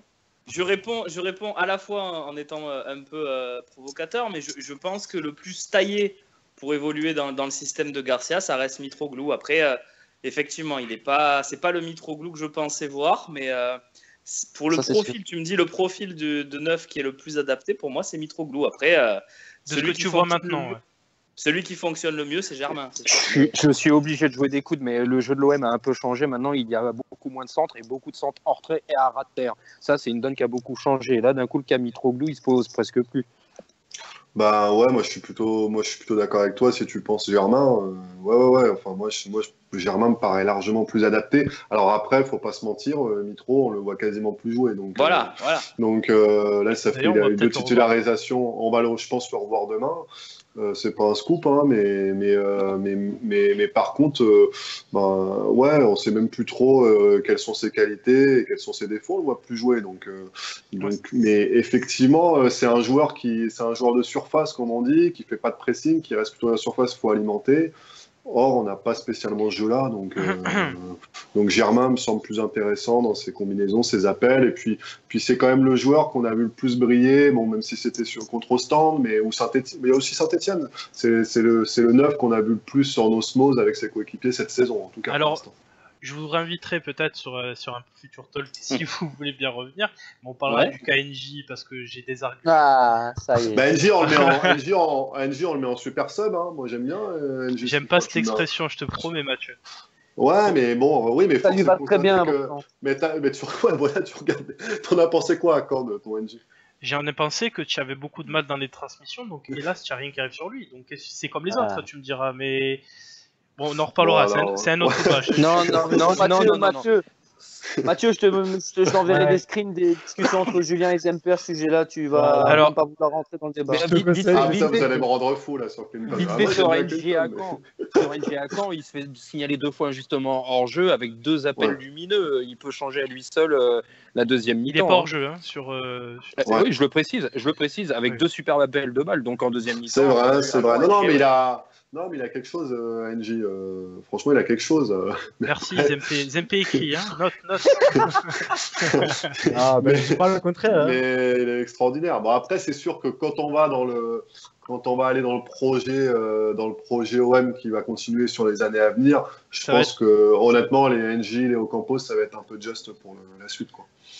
Juste, avant de passer à la prochaine partie, je posais la question à toi Mathieu, parce que tu seras, oui, même à toi Romain, parce que vous êtes peut-être Ouais. plus au courant que nous là-dessus. Je veux bien préciser quelque chose. Vous avez pu lire, ceux qui nous écoutent sur le chat, là, que actuellement il y aurait un accord avec Léo Dubois. Vous nous confirmez bien qu'à l'heure actuelle, il n'y a rien. On est d'accord. On te confirme surtout que c'est un dossier compliqué, qu'il n'y a rien. Je peux pas entre l'OM et Enfin, Dubois. qu'il n'y a je pas peux pas- d'accord, tu vois. Je peux pas être affirmatif. D'accord, non, mais tu sais, c'est les dossiers. On en parlait avant l'émission. Tu sais, c'est les dossiers un peu durs parce que le mec est libre de signer où il veut. Donc effectivement, il a toutes les cartes en main. Et ce que tu payes pas en transfert, généralement, tu le payes en prime à la signature. Et ça donne des dossiers pas simples. Tu te rappelles à l'OM d'Ayoub, de Gignac, Ouais. même de Morel. Hein. Moi, j'étais convaincu que Morel, je pensais qu'il allait continuer à Marseille. Hein. Honnêtement, c'était les tendances qu'on avait, tu vois, jusqu'au dernier moment. Et là, bam, 1er juin, Morel va à Lyon. Donc, pour votre plus grand bonheur. mais voilà, mais je m'attendais pas à ça. Donc, tu sais, voilà, ces dossiers-là, on n'est pas à l'abri aussi d'enchères de clubs étrangers. Et actuellement, Pour vas-y, Romain. répondre à la question, il n'y a pas d'accord de toute façon, pour l'instant, en tout cas, entre Dubois et l'OM. Mais s'il y en avait un, il l'annoncerait comme le Bayern l'a annoncé Goretzka, quoi. oui, mais ça, de toute façon, ça se saurait. Et puis, mais par contre, qu'il y ait des contacts et que le dossier soit à l'étude, c'est fort probable, d'autant qu'un joueur libre de cette qualité, mais il doit y avoir une trentaine de clubs qui sont intéressés. Hein. Ouais, je pense bien. Voilà. Et vous pensez pas que, enfin, j'en ai discuté pour tout vous dire avec Mathieu un petit peu avant au téléphone, mais actuellement, quand on voit que Monaco n'a pas recruté, que Lyon n'a pas recruté pour le moment, je parle pas du Qatarier, on peut se dire que l'OM ne fera tout simplement pas l'effort de recruter aussi. Je pense, Mathieu, juste pour raccourcir le truc, que toi tu pensais que s'il y avait eu des blessés, ça aurait été différent, notamment le cas. Ouais, notamment le cas Sanson, tu es un peu plus dans l'urgence de devoir étoffer ton effectif, tout à fait, ouais. Mais sur ou si Amavi avait été blessé plus longuement, je pense que on aurait peut-être pu bouger sur un Roussillon, mais là il revient dans 2 semaines à ma vie. Donc et regardez, Monaco, c'est un bon exemple. Hein. Monaco, je pense que Monaco n'a pas vraiment de latéral gauche. Bon, Jorge là est peut-être blessé, mais Jorge donne pas forcément super satisfaction. Donc je pense qu'ils bougeront eux sur Roussillon. Ils le feront pas avant cet été. Donc ouais, tout le monde est attentif. Parce que c'est dur de sortir des joueurs comme ça en plein milieu d'une saison. Et juste une dernière. Oui, René. Tu trouves pas que justement c'est peut-être là que le bas blesse, c'est que Monaco et Lyon maintenant je connais pas leur profondeur de banc précise, mais j'ai quand même l'impression que c'est un peu plus cohérent et solide que notre profondeur de banc et que ça pourrait peut-être se jouer là. Non, je suis obligé de te contredire parce que là, tu as vu, on avait tous peur avec l'absence d'Amavi et puis finalement, regarde le bricolage, il tient super bien depuis 3 matchs, 3 victoires, 9 points. Mine de rien, en fin de compte, il y a de la ça dépend qui se blesse, les gars. Si Lyon perd Fekir, si Monaco perd Falcao et si Marseille perd Luis Gustavo, effectivement, tu peux le prendre plein fouet. Hein. Donc, il va peut-être falloir dire du bien de notre préparateur physique parce qu'à l'arrivée, des blessés, on n'en a quasiment pas et ça serait bien de le souligner parce qu'on a été bâché pour ça en début de saison. Sur la prépa de Rongoni, après, ça c'est sur du temps long, on va le voir, mais pour l'instant, c'est du temps long. Alors, pour vous éclairer là-dessus, on avait fait Rongoni avant le match à Metz, justement, sur toutes ces périodes de 3 jours dans l'équipe. Et Rongoni nous expliquait que la période qu'il craignait vraiment, c'était vraiment janvier, février, mars. Parce que c'est cette période-là, il nous disait, d'ailleurs on le voit dans chaque équipe, là c'est compliqué, on voit à Monaco, on le voit à Marseille, c'est vraiment la période où ils avaient peur d'avoir des blessures ou des choses comme ça. Quoi. Voilà, c'est intéressant de le savoir, mais jusqu'ici ça tient plutôt bien. Ouais. Juste pour finir sur cette partie, après promis on passe, Romain par exemple, si un départ de Doria était possible avant la fin de ce mercato-là, est-ce que tu envisagerais, est-ce que tu penserais cohérent qu'on se place sur des jeunes joueurs comme le jeune Mukiele qu'on parle beaucoup parce qu'il fait quand même une très bonne saison avec Montpellier? Alors, non, mais le oula de Mathieu est très très juste. Je pense que c'est pas moi. Ah, c'est pas Mathieu. C'est Zempe. C'était un oula qui ressemblait au oula de Mathieu, c'est pour ça. Non, mais je pense que comme il l'a dit, bouger des joueurs qui sont titulaires dans leur club en Ligue 1, si tu le fais en tout cas, il va falloir mettre beaucoup d'argent et je pense pas forcément Montpellier. Mais Mukiele, c'est déjà trop pour nous. C'est le Zampé là t'es bien informé parce qu'effectivement tu sens bien les choses. Mukiele, ça c'est des dossiers qu'il faut préparer 2 ans avant. Hein. Bien sûr. Il a bien dit ce que tu as dit cette semaine sur Twitter surtout. Ouais, non mais il me suivait pas là jusqu'à ce soir là. Ouais, je viens de le suivre. Mauvaise langue. mais Mukiele par exemple, c'est là que j'attends Zoubi moi sur le moyen terme, c'est d'arriver à préparer des dossiers, mais sur des mois voire des années quoi. Parce que Mukiele il est suivi mais depuis toute l'Europe, c'est l'un des 5 joueurs de sa catégorie d'âge qui joue le plus de matchs dans les 5 championnats européens.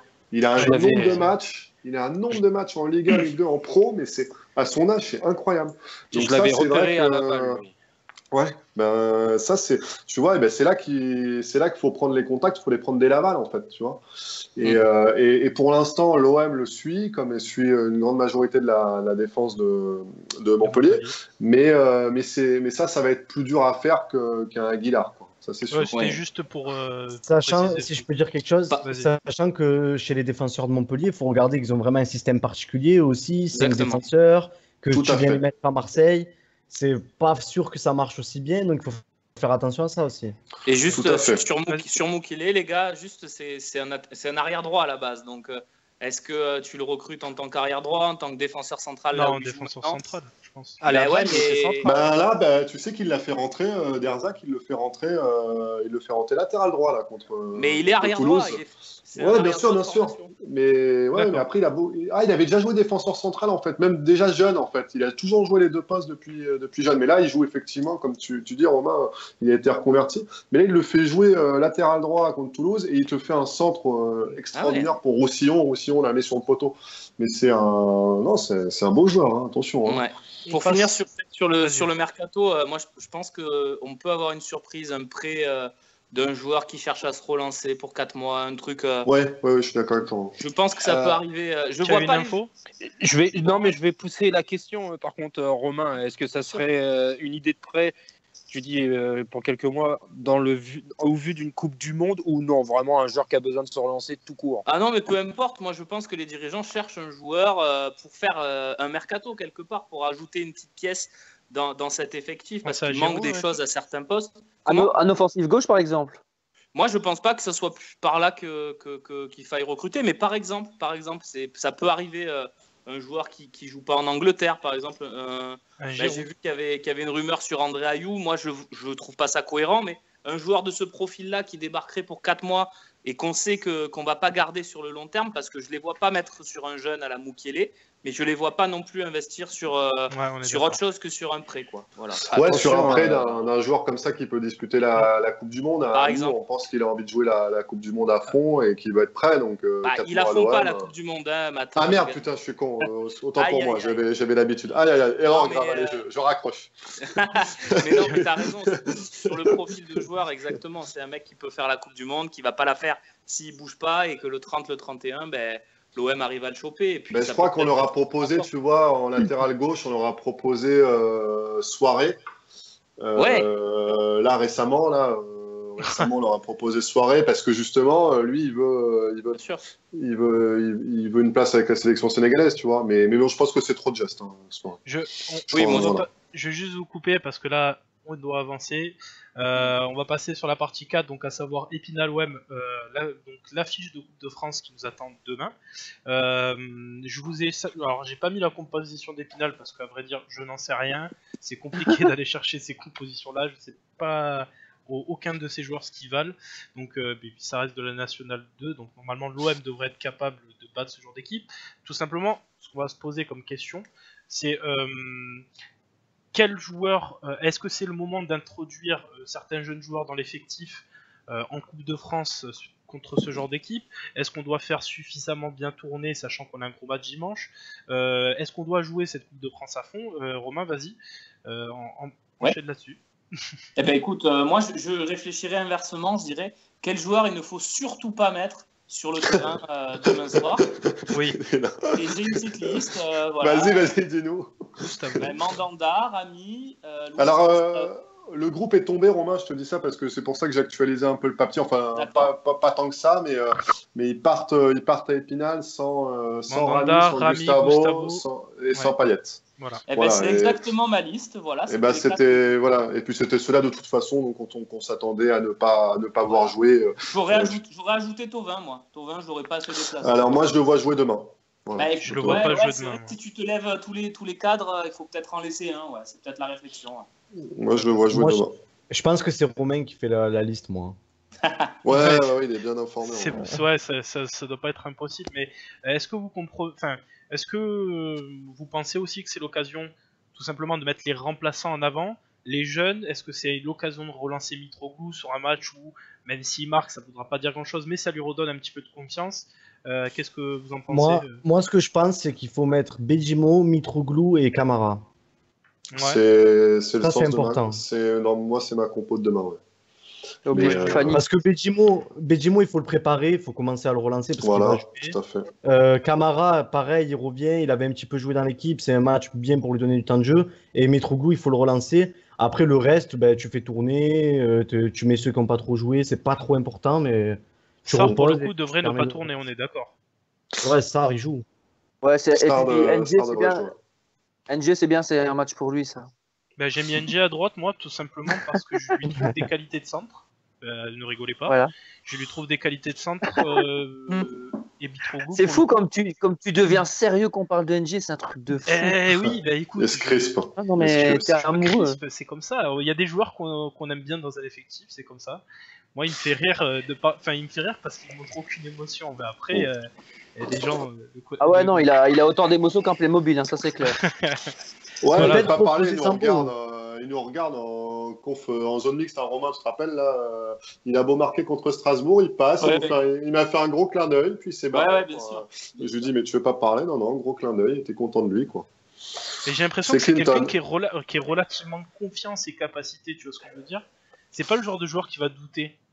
C'est quelqu'un, moi je le compare un peu à. Il y avait un truc sur le côté jamaïcain, là, J+1 de Zambo hier, là. Mais en fait, le jamaïcain de la bande, c'est Clinton pour moi.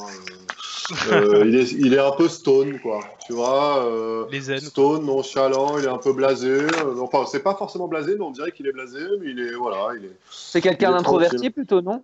Oui, c'est plutôt quelqu'un d'introverti, ouais. Tout Ah, à voilà, fait. donc c'est dans son caractère à la base aussi. Donc. Bon, je pense qu'il y a rien de plus à dire là-dessus. Si, il y a un truc à Vas-y. dire. Et Vas-y.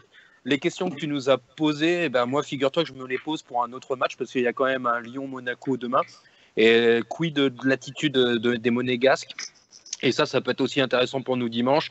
Donc finalement, les meilleures questions à se poser, ça serait limite sur notre adversaire à venir. Mais il ne faut pas squeezer le match de demain, bien évidemment. Ouais. Alors écoute, Monaco, moi je peux juste t'en dire, je ne suis pas cette année, mais que Ribolovlev et Vassiliev leur ont mis comme objectif d'avoir une des deux coupes. Donc je pense qu'il mettra quand même une équipe sérieuse face à Lyon.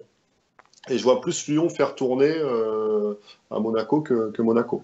Ouais, ça serait dans la logique des choses, surtout que Lyon va devoir se concentrer et sur l'Europa League et sur le championnat comme nous. Donc je pense que ça serait dans la logique. On va passer. Est-ce que quelqu'un veut rajouter quelque chose rapidement? Voilà. Après, c'est la dernière partie. Non, c'est bon. Non. Bon, on va passer tout de suite à la dernière partie. Donc je demande à mes modérateurs, est-ce que vous pouvez me faire remonter les questions qu'il y a eu sur le, je rappelle, hashtag TweetOM Live et sur le chat. Donc je vais essayer ce qu'on fait, c'est que je vous pose des questions à l'un à l'autre, une réponse assez courte, comme ça on enchaîne le plus de questions possible. Une question dans le chat de Audley. Mitroglou rate son unique occasion contre VA pour manque de confiance, mais Rudin ne le fait pas rentrer sur les 3 matchs suivants, alors qu'on mène 2-0. Qu'est-ce que vous pensez de la gestion du cas Mitroglou, Romain? Elle est compliquée parce qu'il a 3 mecs pour un poste et que les matchs où on se dit il peut rentrer Mitroglou, en fait, le scénario n'est pas forcément favorable à une rentrée. Je trouve que quand il fait rentrer NJ, c'est plutôt cohérent parce qu'on a besoin de prendre les mecs en contre. Ouais, il aurait peut-être pu lui donner un petit quart d'heure de temps de jeu. D'ailleurs, c'est ce qu'il a voulu faire, mais il s'est blessé à l'échauffement. Voilà, mais non, je trouve que c'est plutôt dans la gestion Garcia, c'est cohérent. Après, ça m'exaspère de ne pas le voir plus, Mitroglou, mais je comprends. Ouais, est-ce que quelqu'un pense différemment Juste quelque chose, tout le monde le sait, tout le monde le dit, ça serait bien de le relancer à l'extérieur. Parce que le Vélodrome est plutôt hostile à lui en ce moment, donc... Ouais, c'est pas une mauvaise chose. Il y a une question, alors attendez, parce qu'il faut que je retrouve. Question de Casino, salut à tous, quelqu'un aura des infos sur le nouvel arrivant dans le groupe de demain, Romain Philippe Ono. Alors, est-ce que dans le réservoir sur l'Ophocéen, vous en avez parlé de ce joueur-là, Romain? Ou pas? Oui, ça fait partie des jeunes joueurs avec le plus de potentiel dans la génération qui arrive. Après, c'est un joueur que personnellement, je connais très peu. J'ai dû le voir une fois. Mais on m'en a dit beaucoup de bien, donc je pense qu'il fait partie de la shortlist des potentiels futurs joueurs qui peuvent intéresser au plus haut niveau, quoi. Ok. Vas-y, Mathieu, tu veux rajouter? Non, juste à ne pas confondre avec Philippe Otto. Oui, c'est pas pareil. C'est pas un joueur moyen. Mais non, mais Philippe Ono, non, juste à te dire, c'est vrai que je connais pas assez aussi pour en parler comme Romain. J'ai juste David le frappeur qui m'a dit que ça valait le déplacement. Voilà, c'est une belle promesse du centre de formation. Voilà. Alors, Philippe Otto, il joue pas au Serre par contre? Il joue au Serre maintenant, il joue à Lorient l'an dernier, ouais, c'est ça exactement, tu suis bien sa carrière. Ça c'est qu'il suit au Serre le jeu. FX est un grand supporter de Serre. Non, je suis la Ligue 2 surtout. Ouais, Philippe Otto. Pourquoi t'es gêné de dire que t'es fan de Serre? Pourquoi t'as pas soulevé que je t'ai parlé que Moukielé jouait à Laval? C'est vrai, il est calé. Ouais, on a nos est fort, petits experts Ligue 2 dans l'équipe. On a aussi notre René un petit peu impulsif, je pense que vous l'avez remarqué. Question de Comment Poussitter. Question de Poussitter. Faut-il faire jouer des jeunes quand on voit des Zagadou quasi titulaires à 17 ans à Dortmund? Je comprends pourquoi les jeunes partent justement rapidement. C'est dur à Marseille. Vas-y Zempe. Est-ce que tu penses pas que c'est en train dur, de changer on le voit, justement Mais non, mais oui, ça change, mais je pense que Garcia le fait très bien, en fait, tout simplement. Et que tu peux pas lancer n'importe qui ici. Si Camara avait été lancé plus tôt et avait été mauvais, et avait été lancé en défense centrale ou quoi que ce soit, comme beaucoup le réclament, ben voilà, il rate une action, on prend un but à cause de ça, c'est au Vélodrome, ben voilà, il peut directement mal commencer ici et ça peut avoir des répercussions. Je pense que Garcia gère très bien le cas avec les jeunes, qui va les lancer à temps. Et que si t'es pas titulaire à 17 ans à Marseille, c'est pas un drame, quoi. Julien, j'ai une petite question. Vas-y René. Ah pardon. J'ai une petite question justement pour Romain et Mathieu. Concernant Rokia, on voit beaucoup sur les réseaux sociaux des gens qui s'emballent un peu en disant voilà, Garcia ne laisse pas sa chance à Rokia. Et Garcia, j'ai plutôt le sentiment que lui, il est sûr que pour le moment, Rokia n'est pas taillé pour l'élite, quoi. Et j'aurais bien voulu avoir votre avis sur ce cas précisément. Ouais, on a déjà parlé, Romain, tu te rappelles, plusieurs fois au Bien quotidien. Et on en parle toutes les semaines, nous. On en parle toutes les semaines et c'est vrai que c'est une question de niveau, quoi. C'est une question de niveau. Vous savez, Garcia, il n'est pas là pour faire entre guillemets, du social ou du projet à long terme. Hein. Lui, Garcia, il est là pour avoir des résultats immédiats, un peu comme Deschamps avec lui. Donc, faire progresser des jeunes, prendre le temps, non, c'est pas... Voilà. Si le jeune est prêt, comme Camara, il le prend, ou Lopez... si le jeune n'est pas encore prêt, c'est pas parce qu'il a signé un contrat pro qu'il le fera jouer. C'est une politique. Bon, voilà, on parle beaucoup de Lyon en disant l'exemple de Lyonnais, mais il faut savoir qu'au départ, qu'est-ce qui a fait que Lyon lance tous ces jeunes dans le grand bain? C'est parce qu'ils étaient arrivés au bout d'un cycle avec des gros salaires, avec aussi pas mal d'erreurs de recrutement. On peut penser à tous leurs joueurs qu'ils avaient achetés à Lille à une époque. Et donc, ils ont dû régénérer leur club, régénérer leur équipe. Et tu as un président qui a dit à des entraîneurs, peut-être d'envergure un peu moindre, leur a dit, vous faites jouer des jeunes, maintenant c'est notre modèle. Voilà. Et l'OM, on n'en est pas encore ça. On n'en est pas encore là. Peut-être que ça viendra, peut-être que ça sera l'objectif du prochain coach après Garcia. Qui lancera des jeunes, sera plus dans cette politique-là. Voilà, Moi, je voulais compléter sur Rokia. Je suis à la fois à 100% d'accord avec ce que dit Mathieu. Par contre, je pense qu'il y a peut-être autre chose avec Rokia, parce que de là à faire revenir Bédimo, qui honnêtement met plus un pied devant l'autre, et je pense que personne ici me contredira. Je pense que la fenêtre, en tout cas, de tir là, actuelle, était pour moi propice à donner la confiance. Ouais, mais moi c'est une question de niveau, hein, parce que sur le côté, les jeunes même des jeunes qui sont pas du centre, type Doria ou Rekik, on voit que Rekik, il est blessé en ce moment, mais ça se passe pas si mal que ça en Bundesliga. Mais si tu veux, je pense que Garcia, il se dit, j'ai pas le temps d'essayer, en fait. Ouais, je suis. Et en plus, qui va le blâmer parce qu'à Marseille, c'est tellement un chaudron, et comme tu disais tout à l'heure, tu voulais même toi le virer après Rennes. Qui va le blâmer de pas prendre le temps d'essayer? Bon, on va peut-être passer à côté de certains jeunes, hein, parce que ce que je veux te dire, Mathieu, c'est que je suis assez d'accord avec toi, Romain. Il l'a testé, Rokia, tu vois, c'est pas comme si Rokia, il a explosé en CFA, je vais le lancer. Non, il l'a testé pendant toute la prépa, il l'a gardé sur tous ses stages de prépa, qui était d'ailleurs, il a fait des super matchs. Moi, je pense que là, c'était peut-être un signe à lui envoyer. On verra demain à la comp, peut-être que Rokia est titulaire et qu'il nous fera fermer des bouches. Mais pour moi, si demain c'est Bédimo qui joue et c'est pas Rokia, je trouve ça dommage. Voilà. Moi, je suis assez d'accord avec toi, Romain. Je pense comme toi, tout simplement pour une seule bonne raison. C'est parce que Garcia, comme a dit aussi Mathieu, il fait pas dans le social. Et quand un joueur se manque, et je pense notamment que la gestion de sa signature y est pour beaucoup, dès qu'il a des griefs envers un joueur, et ça c'est lui avec Engie qui était revenu deux jours après l'entraînement, il met de côté pour donner une leçon, tu vois ce que je veux dire, et il est un peu dur sur ça et c'est un petit peu dommage. Moi, je voudrais répondre à l'auditeur quand même en lui faisant signaler que le public du Signal Iduna Park n'est pas non plus le même que le Vélodrome. Et au Vélodrome, si ça peut transcender, ça peut aussi être un cadeau empoisonné pour un jeune joueur. Ouais, je sais pas sûr. Je suis pas sûr que ça a été un cadeau empoisonné pour Max Lopez, pour des joueurs comme ça. Je suis pas persuadé de ce que tu dis. Je pense qu'il y aurait même de l'indulgence si on voit Roca sur un premier match qui passe un peu au travers. Je suis pas sûr du tout de ce que tu dis. Ah, ça peut être à double tranchant quand même, Ouais. parce que 2-3 petites erreurs noyées dans le collectif, il peut prendre comme les autres en fait. Ouais, mais tu vois, qui reprochera à Garcia au Vélodrome de mettre un Roca à la place d'un Bedimo sur un match? À la place d'un Sakai, je dis pas, parce que Sakai, il fait le job, il est bon. Qui passe derrière Sakai, je comprends et c'est normal, mais derrière Bedimo, c'est dur. Moi, je trouve, en tout cas, dans la gestion du mec, quoi. Moi, je suis assez d'accord aussi parce qu'on pourrait lui laisser sa chance. On va passer à prochaine question. Il y a beaucoup de choses à dire. C'est même la dernière, je pense. Toujours pas de départ. Est-ce que cela vous inquiète? J'ai peur que les départs dans les derniers jours nous obligent à recruter dans la précipitation.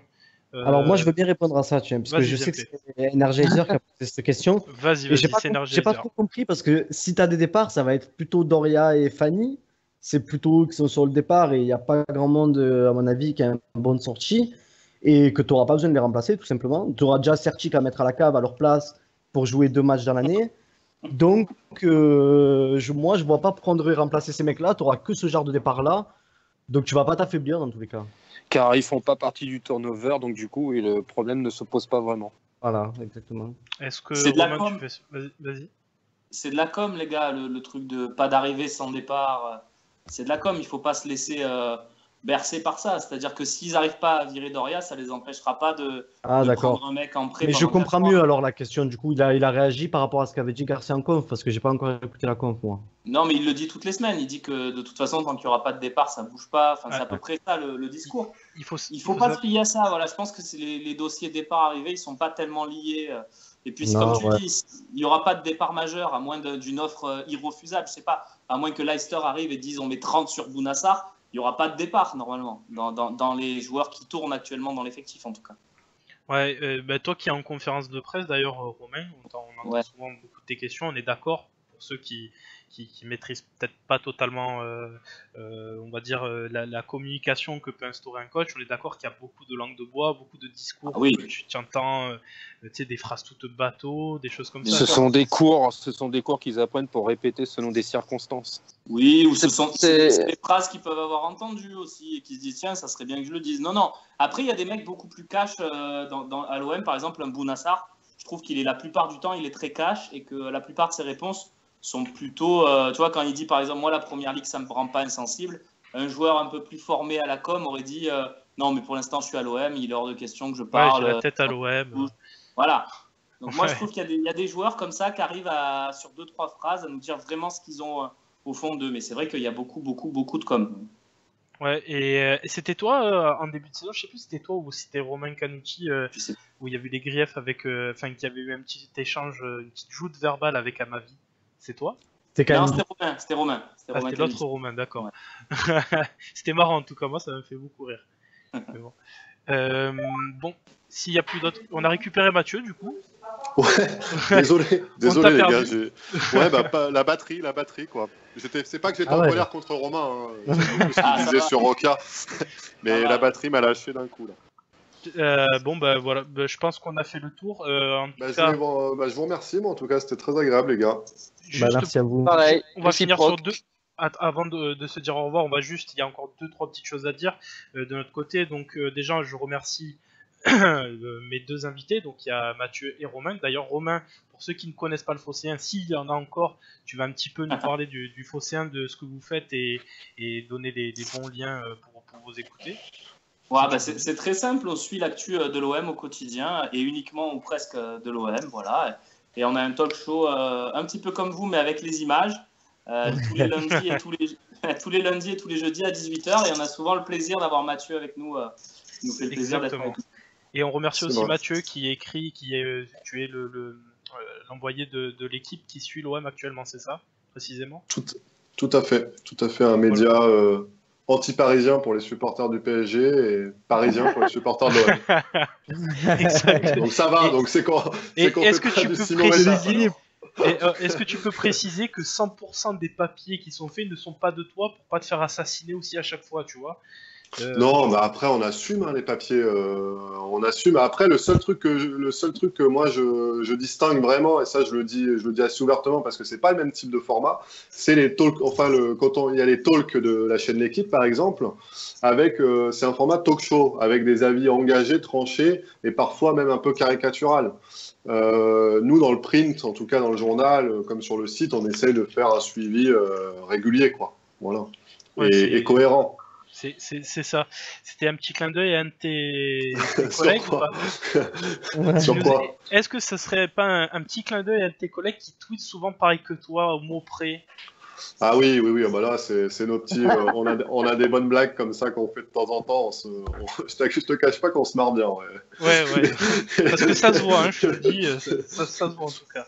Ouais, non, bah parce qu'en plus, il se fait beaucoup brancher par les supporters de l'OM, et je peux vous dire qu'il aime beaucoup l'OM, notre ami. Donc on parlait bien évidemment de Nabil Djellit. Donc pour finir, un petit. Lui aussi m'a bloqué depuis un petit bout de temps d'ailleurs. Qui c'est qui a été bloqué? Quoi? Qui c'est qui a été bloqué? René, moi, ouais. Ah, René, Par qui a été Nabil. bloqué? Ah ouais? Bah ouais, Ah, mais à mon avis, ça doit être une erreur. Ouais, je pense. Ouais. Je pense parce que te connaissant. C'est comme Stéphane Powell et Pierre Ménès. À mon avis, il y a dû avoir des erreurs dans. Ah ouais, mais Powell, t'avais un différent avec Powell. Ouais, je sais pas. Pourquoi il est Il est flamand et voilà. Non, il est belge, mais il fait un peu honte quand même. Quoi. Enfin... Et pour finir, on va faire aussi un petit coucou à notre partenariat, donc Exafoot. Vous pouvez suivre le compte sur Twitter Exafoot. Donc actuellement, vous savez qu'il fait le championnat des pronostics en prenant un supporter de chaque club au niveau des pronostics, et à savoir que notre représentant c'est pour le c'est Zempe, et Zempe est actuellement deuxième du championnat. C'est un signe, voilà, c'est comme ça. On vise le titre. Oh là, ouais. Voilà, tout simplement. Et moi je vous dis encore merci d'être là ce soir. Le replay sur YouTube sera bientôt disponible. N'hésitez pas à vous abonner à la chaîne, à lâcher un petit pouce bleu, de faire des RT sur Twitter, et on se retrouve pour un prochain talk lundi prochain. Salut à tous et allez l'OM. Salut tout le monde. Bonne soirée à tous, salut. Allez.